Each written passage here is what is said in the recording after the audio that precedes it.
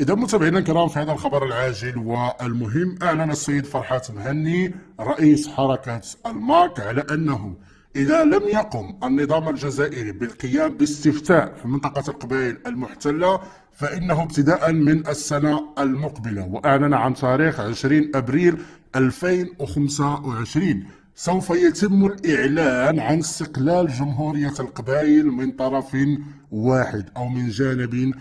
واحد، وذلك في حال ما إذا رفض نظام حضارة الجزائر على أنه يقوم بالاستفتاء أو تنظيم استفتاء لتقرير مصير شعب منطقة القبائل. وهذه أول مرة سوف يتم الإعلان فيها عن استقلال المنطقة ديال القبائل، وذلك من جانب واحد. هناك ايضا معلومات اخرى متابعينا الكرام صرح بها السيد فرحات مهني قائلا على ان نظام حضارة الجزائر يحضر لشيء ما داخل منطقة القبائل، وقد تكون تنظيم عمليات ارهابية. صرح كذلك على ان نظام حضارة الجزائر يخزن بعض الاسلحة في منطقة القبائل، وفي الغالب يريد نظام حضارة الجزائر أن يقوم بافتعال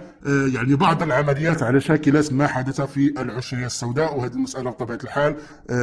معتادة ومعروفة على نظام حضارة الجزائر. إذا ما يهمنا هنا متابعينا الكرام وهو أن السيد فرحات مهني يعلن رسميا أو سوف يعلن رسميا انطلاقا من السنة المقبلة في حال رفض نظام حضارة الجزائر على أنه يقوم بتنظيم استفتاء في منطقة القبائل، سوف يتم الإعلان رسميا في 20 أبريل 2025 عن استقلال منطقة القبائل من جانب واحد. وبطبيعة الحال هنا غادي تبدا المرحلة ديال جلب الاعترافات لجمهورية القبائل اللي هي حاليا خاضعة للاحتلال الجزائري، وبطبيعة الحال كل الدعم للسيد فرحات مهني ولحركة الماك من أجل التحرر من هذا النظام الغبي، من هذا النظام الفاشل، من هذا النظام المجرم، نظام حضارة الجزائر. متابعينا الكرام، سوف أوفيكم بالمزيد من التفاصيل في قادم الفيديوهات.